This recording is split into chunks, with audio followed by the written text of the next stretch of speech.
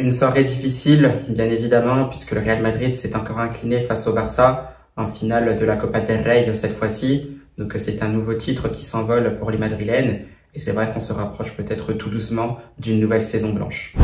Hola a todos y a todas, j'espère que vous allez bien. C'est Bakikounet de Madrid. On se retrouve bien sûr sur une nouvelle vidéo à propos du Real Madrid et surtout sous ce classico sous haute tension en finale de la Copa del Rey.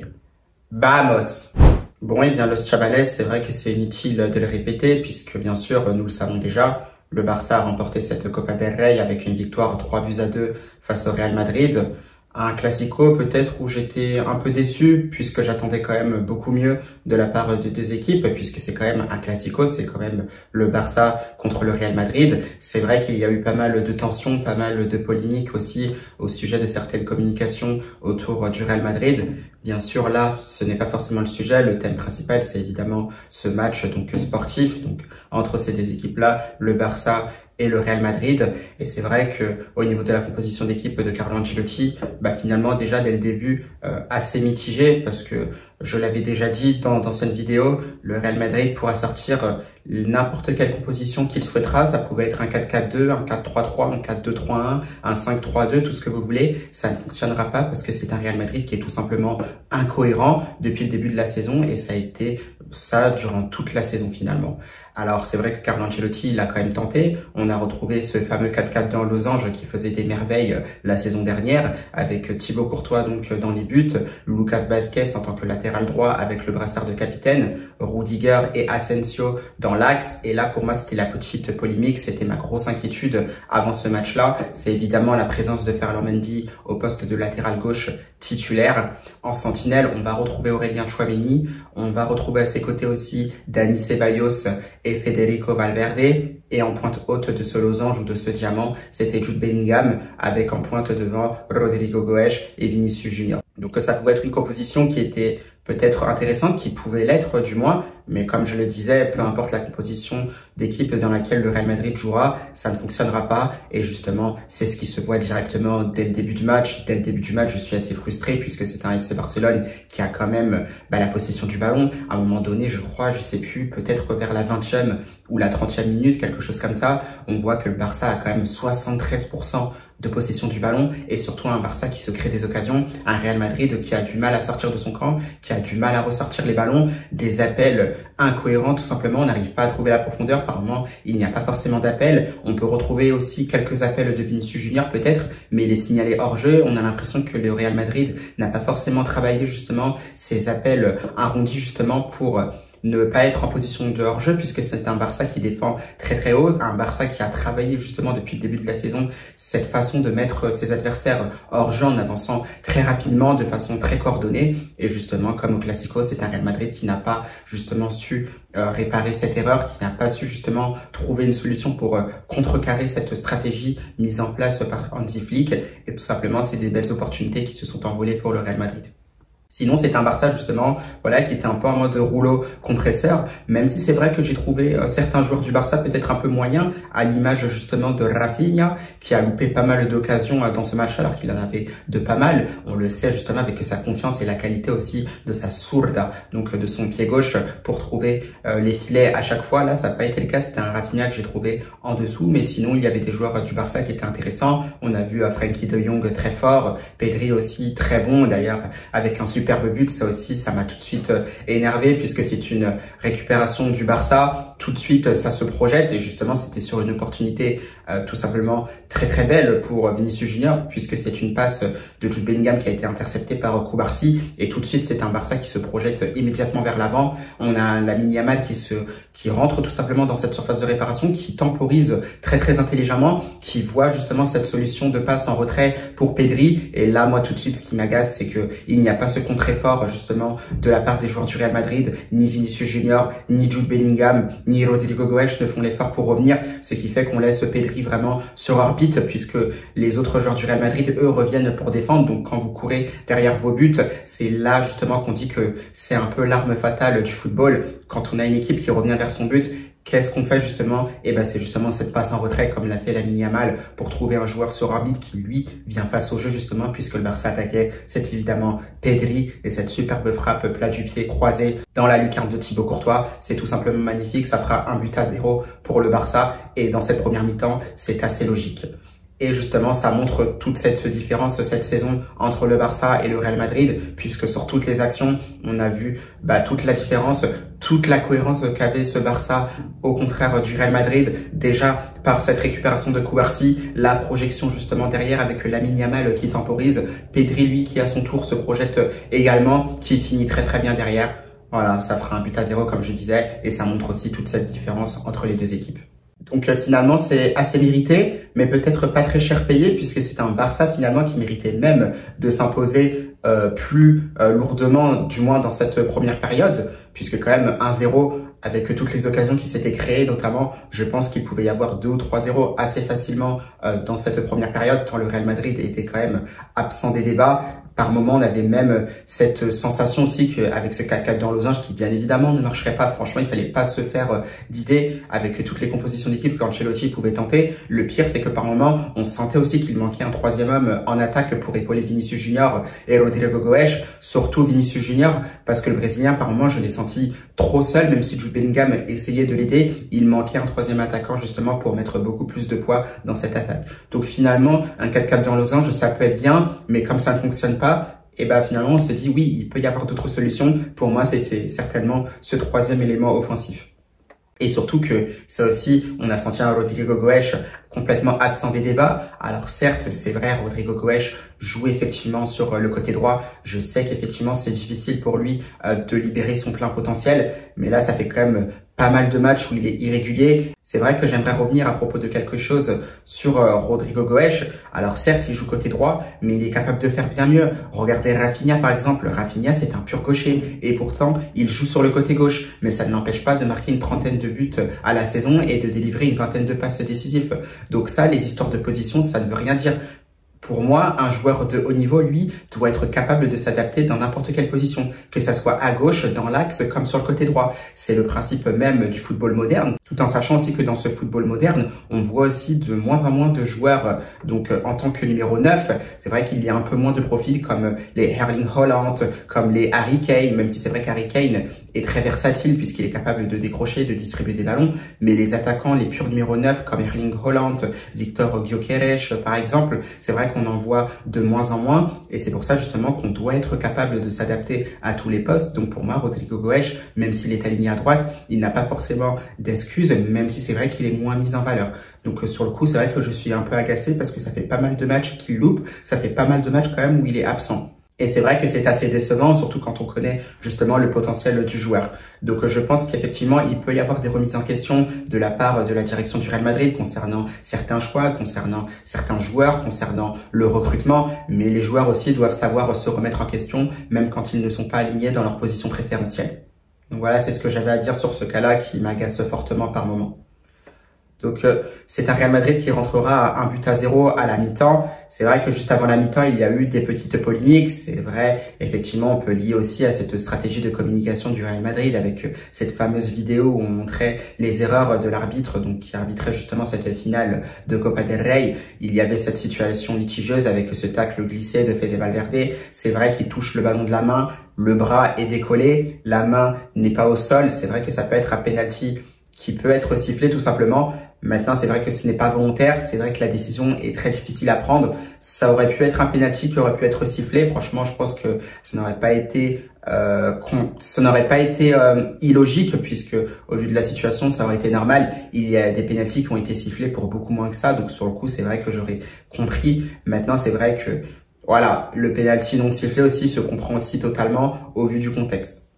Pas forcément au niveau des stratégies de communication, mais tout simplement le fait que Valverde est en train de tacler justement. Bien sûr, ses mains, il peut pas les couper. Donc théoriquement, c'est vrai que ce ballon touche la main. Donc on peut comprendre justement que l'arbitre ne siffle pas ce penalty. Et ensuite, derrière, c'est peut-être Aurélien Tchouaméni avec cette intervention, mais vraiment plus que limite sur Dani Olmo.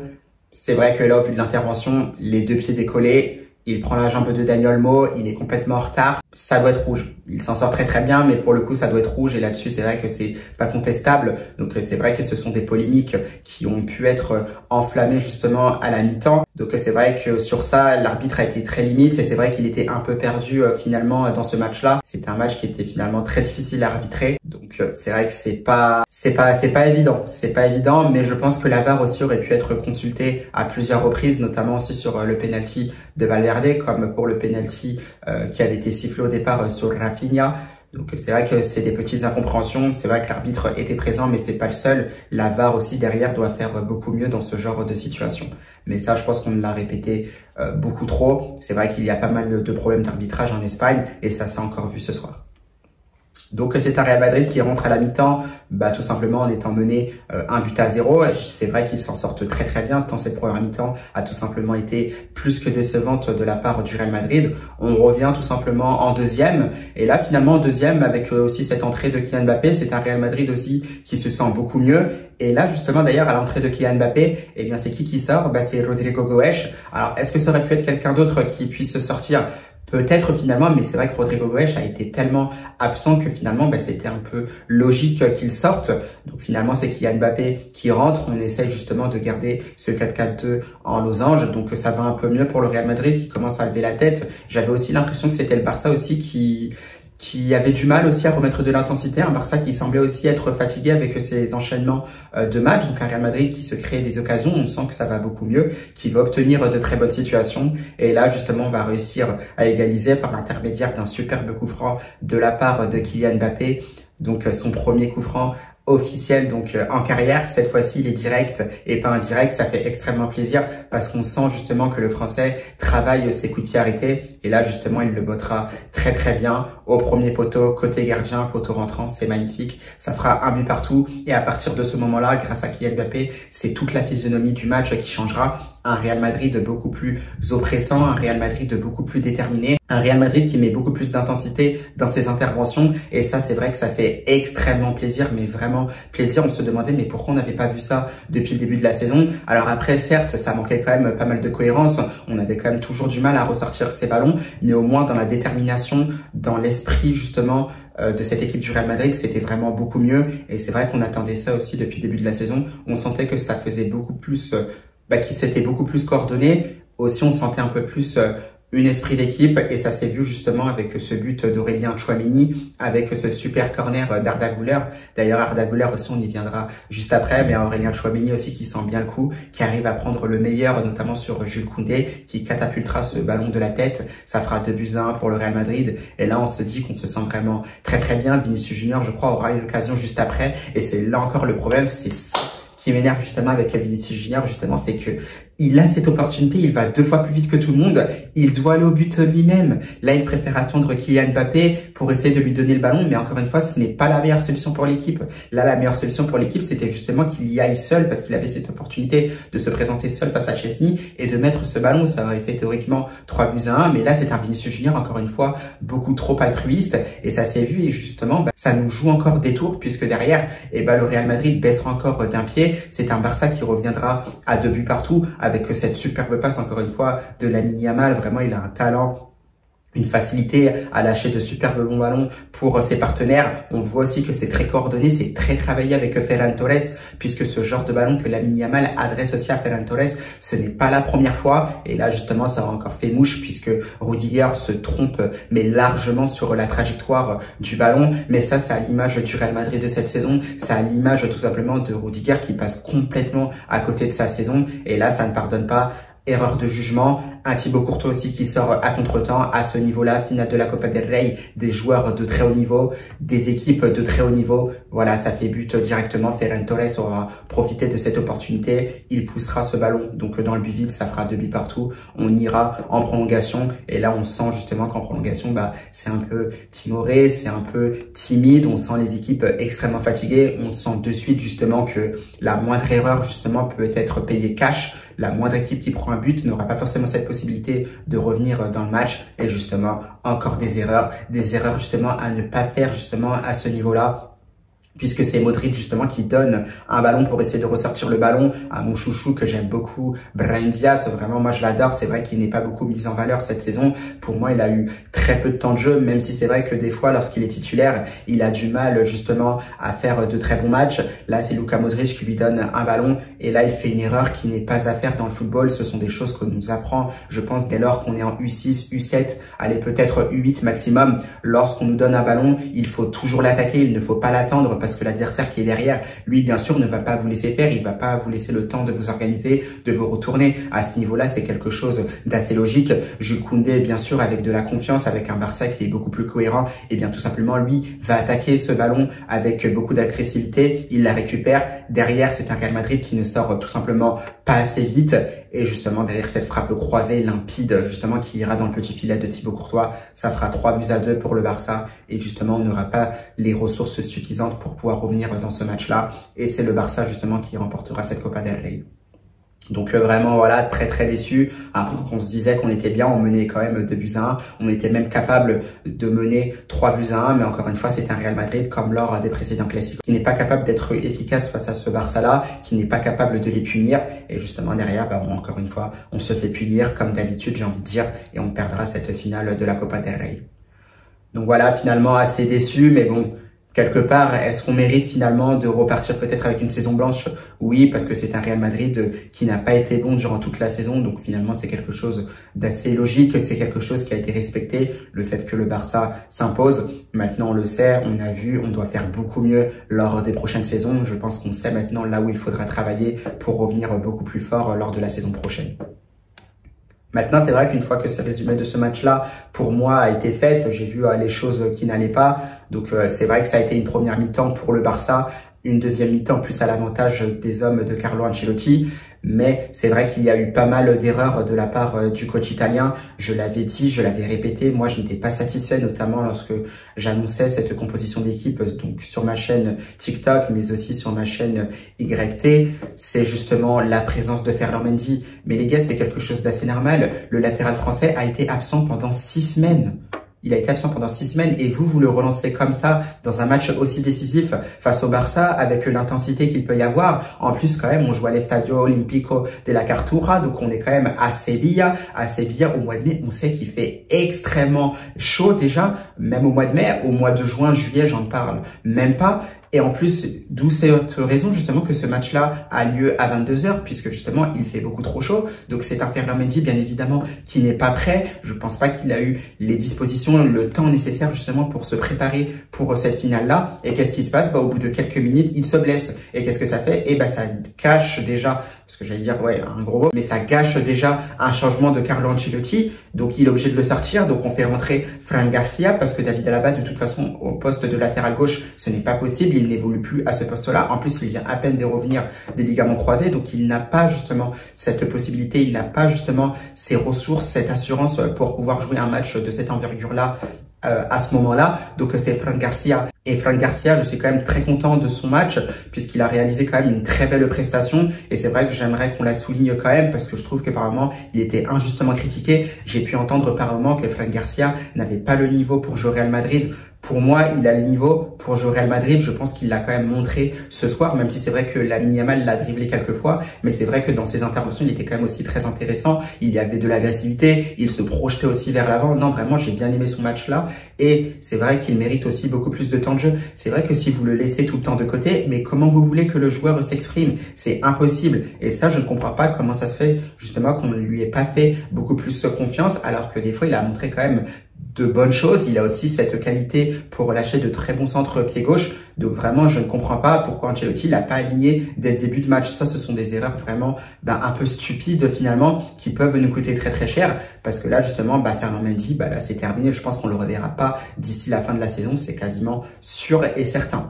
Donc voilà, en tout cas, j'aimerais qu'on souligne la belle performance de Fran Garcia. Par la même occasion, moi aussi, j'aimerais qu'il reste au Real Madrid parce qu'il a montré quand même de belles choses. Donc à voir finalement.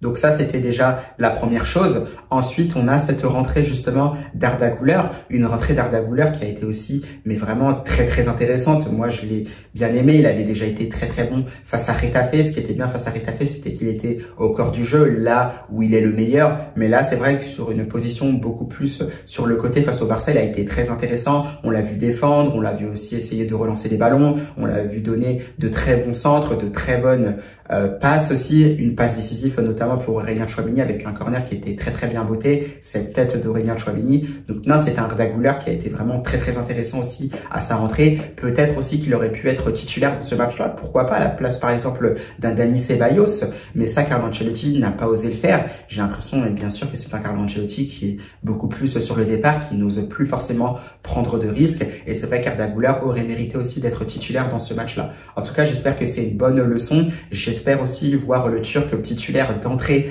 face au Celta de Vigo, donc la semaine prochaine en Liga du côté du Santiago Bernabéu, parce qu'il a vraiment été très très intéressant, il a marqué des points, et ça je pense que c'est très très important pour la saison prochaine aussi. Donc voilà, ça ce sont vraiment les très bonnes notes de ce match-là. Il y a bien sûr aussi la rentrée de Kylian Mbappé, bon, qui s'est joué en plusieurs temps. Il a essayé des choses, il a réussi notamment ce coup franc. On voit qu'il retrouve aussi une certaine explosivité, même s'il manque un peu de justesse technique aussi au niveau de la finition derrière. Mais voilà, c'est un Kylian Mbappé qui a été très très impactant. Il s'est montré aussi un peu avec Vinicius Junior, ça a été très intéressant, notamment lorsque le Real Madrid avait des contre-attaques. Ça, je pense qu'on le répète pas assez, mais c'est un Real Madrid bien sûr qui est très très fort en transition rapide. C'est vraiment son point fort avec ces deux-là, Vinicius Junior et Kylian Mbappé, qui vont vraiment à 3000 à l'heure. Par moments, ça a mis en difficulté cette équipe du Barça. Donc c'est vrai, c'est une entrée quand même correcte pour Kylian Mbappé. C'est dommage qu'on n'ait pas gagné cette Copa del Rey.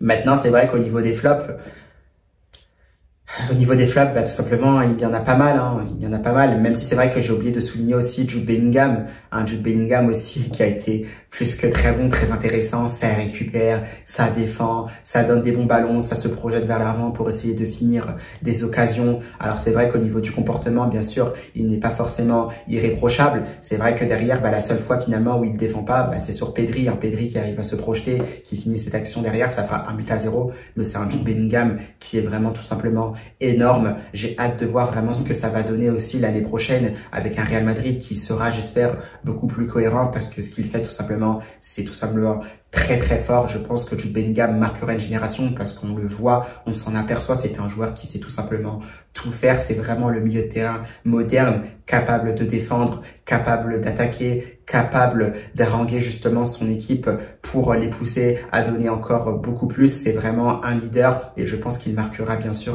une génération. Mais en tout cas, j'aimerais aussi souligner son match qui a tout simplement été époustouflant. Même si le Real Madrid n'a pas gagné, c'est dommage que toute l'équipe ne l'a pas suivi, que ça soit dans les intentions offensives comme dans les intentions défensives.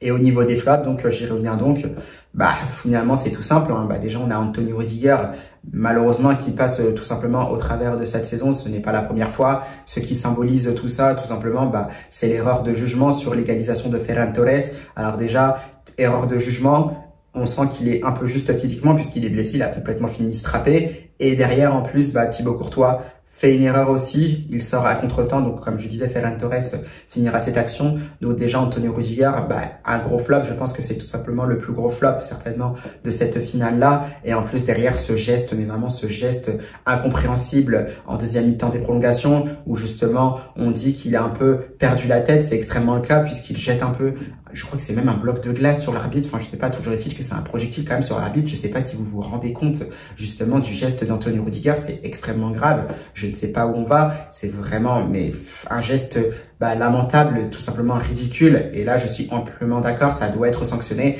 J'espère quand même que ce sera sanctionné, bien sûr, par la fédération espagnole, en toute objectivité. Et j'espère aussi que ce sera sanctionné quand même par le Real Madrid, parce que ça, quand même, ce sont des gestes inadmissibles. Ce sont des gestes qui ne représentent pas le Real Madrid. Et là, je pense que ça va quand même beaucoup trop loin. Donc, c'est un Rudiger qui prend incontestablement, très logiquement, un carton rouge, et j'espère quand même qu'il sera sanctionné, qu'il sera justement remis en question par le Real Madrid, parce que là, c'est plus qu'un rappel à l'ordre qu'il faudra, parce que là, clairement, c'est un Real Madrid qui perd complètement les pédales dans cette fin de saison. Il n'y a rien qui va, donc j'espère qu'il y aura des mesures qui seront prises quand même envers Anthony Rudiger, parce que le comportement des joueurs, au bout d'un moment, ça suffit, et comme je disais, ça ne représente pas du tout le Real Madrid. Donc ça déjà, on sait, d'ailleurs par la même occasion, Rudiger aussi aura adressé des excuses via ses réseaux sociaux. C'est la moindre des choses justement, c'était ce qu'il fallait faire du moins pour ne serait-ce que désamorcer un peu la bombe justement qu'avait lancé le défenseur allemand. Et j'espère que par la même occasion, lui se remettra en question. Donc il sera certainement suspendu pour les prochains matchs de Liga. Donc à voir ce qu'il se passera. On parle aussi de Jude Bellingham aussi et de Lucas Vazquez qui serait suspendu aussi pour ce prochain match de Liga face au Celta Vigo. Peut-être aussi lors de la journée qui suivra, donc ce sera le Classico. Donc on en saura un peu plus. Mais pour Antonio Rudiger, c'est quasiment sûr et certain, tout en sachant que de toute façon, le défenseur allemand est blessé. Lucas Vazquez, évidemment, ce n'est pas à présenter, mais en même temps, qu'est-ce que vous voulez dire? Le latéral espagnol n'est pas un latéral, déjà, pour commencer, c'est un ailier. On l'a remis là, tout simplement, on le sait déjà, on l'a déjà présenté. Il n'y a plus de place pour que Lucas Vazquez joue devant un Real Madrid qui ne veut pas forcément recruter de latéral droit. Peut-être que ça arrivera donc cet été avec une potentielle arrivée de Trent Alexander-Arnold, à voir. Mais c'est un Lucas Vazquez, tout simplement, qui ne peut plus jouer. Là, on le met là, il est en difficulté constamment. En plus, il a du mal à ressortir les ballons. Donc voilà, je ne vais pas en parler plus parce que je pense que finalement, je l'ai assez fait. Je pense qu'on l'a suffisamment fait. C'est un Lucas Vazquez qui n'a tout simplement pas le niveau. Il ne doit pas jouer latéral droit.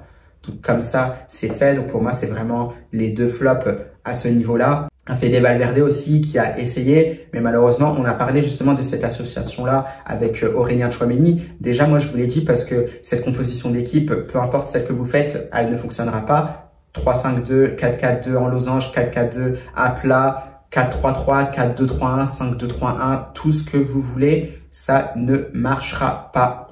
Je pense que on ne peut pas le répéter plus que ça. Et en plus, si vous faites ça et que vous alignez Valverde et Tchouaméni ensemble dans la même équipe, moi, je l'ai déjà vu, cette complémentarité, il n'y en a pas. Valverde et Tchouaméni, ça ne fonctionne pas.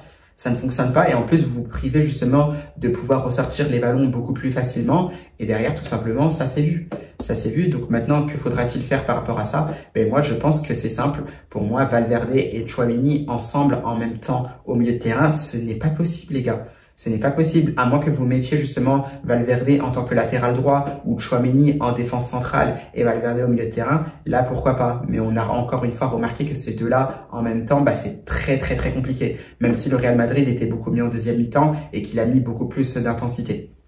Donc voilà, Valverde, c'est vrai que j'étais un peu déçu, même si c'est vrai qu'il a essayé, mais en même temps, avec ce Real Madrid incohérent, finalement, c'est on ne peut plus que logique. Donc très déçu finalement de ce match du Real Madrid. Maintenant, qu'est-ce qu'on peut attendre de tout ça? C'est vrai que c'est certainement une saison blanche qui nous attend parce que ça va être très compliqué d'aller chercher ce Barça, un Barça qui va être plus que motivé pour aller chercher une finale de Ligue des Champions avec cette demi-finale aller-retour face à l'Inter Milan, même si ça va pas être facile puisque l'Inter Milan aussi est une excellente équipe, c'est largement l'une des 4 meilleures équipes donc de Champions League cette saison. Donc on verra bien ce qu'il se passera. Il y aura quand même ces matchs de championnat pendant que le Real lui jouera face au Celta Vigo. Tout est possible, mais c'est vrai qu'en confrontation directe, je vois mal le Real Madrid aller battre le Barça à Montjuic. Ça va être vraiment très compliqué. Donc à voir ce qu'il se passera, mais c'est vrai que je sens quand même cette saison blanche qui approche. Donc on va bien voir ce qu'il se passera, à voir aussi ce qui concernera Carlo Ancelotti. C'est vrai que ça sent plus la fin, mais finalement c'est vrai que je ne suis pas forcément étonné. On le sait, Carlo Ancelotti, à chaque fois qu'il a pris les fonctions du Real Madrid, c'est toujours une saison sur deux. Là encore une fois, on n'y a pas échappé. Et cette fois, même si le Real Madrid avait remporté la Copa del Rey en 2023, là finalement il pourrait repartir bourrodouille finalement lors de cette saison-là, puisque je vois aussi très mal ce Real Madrid-là remporter la Coupe du Monde des clubs, même si c'est Carlo Ancelotti qui entraîne cette équipe, même si ce n'est pas tout simplement Carlo Ancelotti qui entraîne cette équipe. Donc je vois mal ce Real Madrid remporter un trophée cette saison, ça paraît vraiment très compliqué. Voilà, dans l'ensemble très déçu. Donc c'est une vidéo qui touche évidemment à sa fin. Donc on félicite encore une fois ce Barça qui aura mérité de s'imposer dans cette finale de Copa del Rey. Nous, le Real Madrid, bien sûr, on continuera de travailler. Le mieux, c'est de finir cette saison du mieux possible. On ne sait jamais, il y a toujours une fin de championnat à jouer. Tout est possible dans cette fin de saison. Il y a toujours des rebondissements dans un sens comme dans un autre. Donc on verra bien ce qu'il se passera. On se retrouvera bien sûr en fin de semaine prochaine. Donc pour se projeter justement sur ce match de Liga entre le Celta Vigo et le Real Madrid, avec justement plein de dernières infos, des infos certainement peut-être de dernière minute. On suivra justement cette actualité autour du Real Madrid avant ce match face au Celta au Santiago Bernabéu.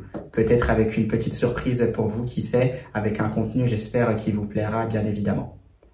Eh bien, je vous souhaite quand même une bonne fin de week-end à toutes et à tous, et surtout, à la Madrid!